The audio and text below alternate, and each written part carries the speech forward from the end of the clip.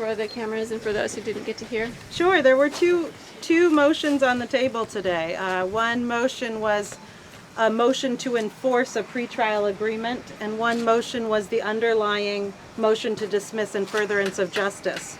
Back in March, the district, here's Jerry Kinchy, he also argued these motions today. And Joe Heath is here, Charlie here. So I was just explaining generally that we had two motions on the table.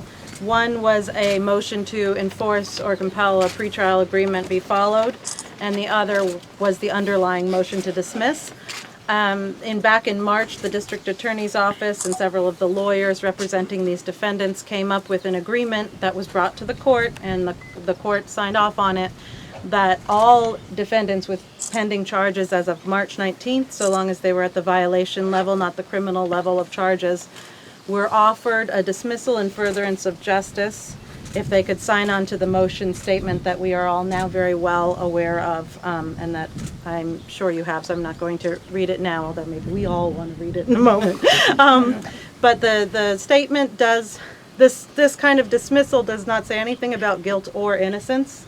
It says that regardless of whether the defendants were ultimately found guilty or innocent at trial, there are a number of factors that warrant that this should be taken out of the criminal justice system. That's not the place for this to be decided, and the charges should be dismissed without any attribution of guilt assumed.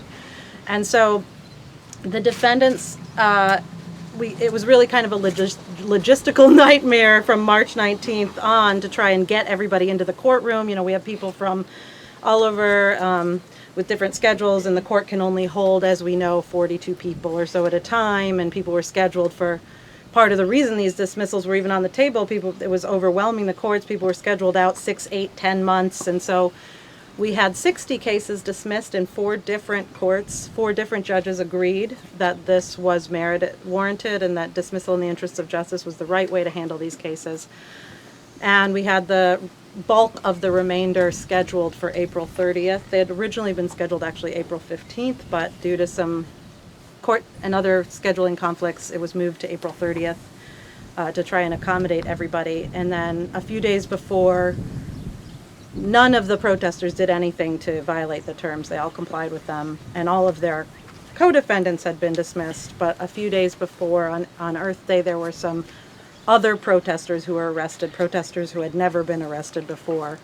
And so the district attorney revoked his offer. And our position is it was contemplated that the district attorney, very explicitly with the district attorney in front of the judge, that these dismissals would not result in an end to all arrests. We, first of all, are not sure the arrests are valid to begin with, but we cannot, no defendant can speak for anyone else. And opposition to this project is broad and deep. There probably will be ongoing arrests, and those people will get their own decision and have their own day in court. Nobody can be judged on the actions of somebody else. So we were quite shocked when this became the grounds to rescind the offer that had been made.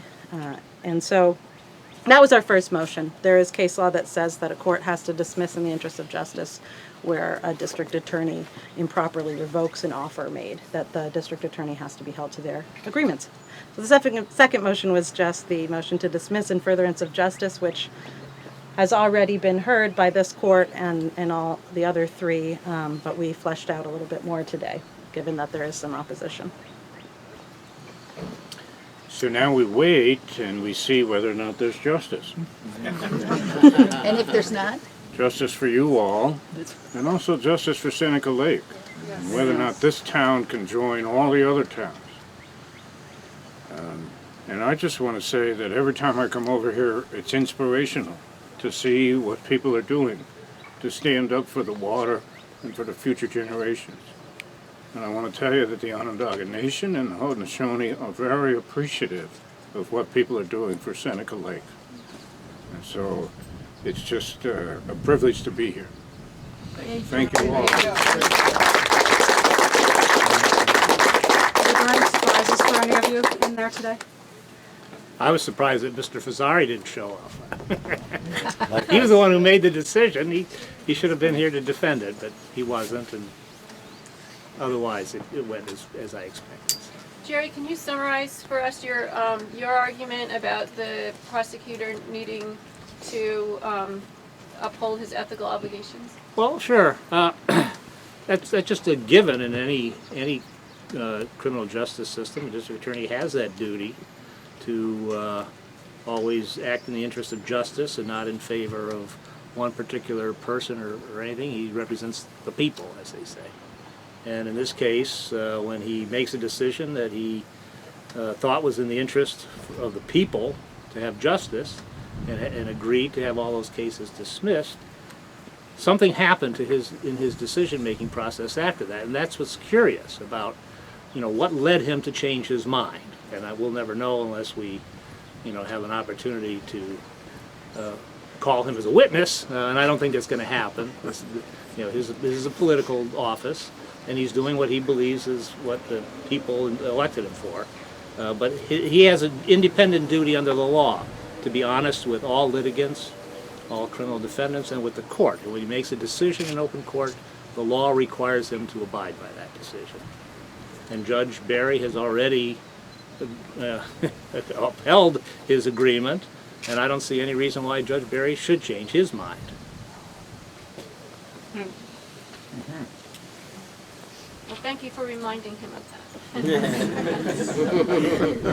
So strongly. And the judge heard all of our arguments and is going to make a decision, he said, hopefully in the next couple of weeks.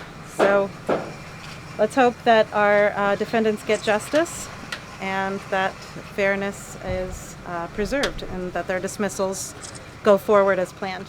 So appreciative. So much. Yes, guys. Thank you.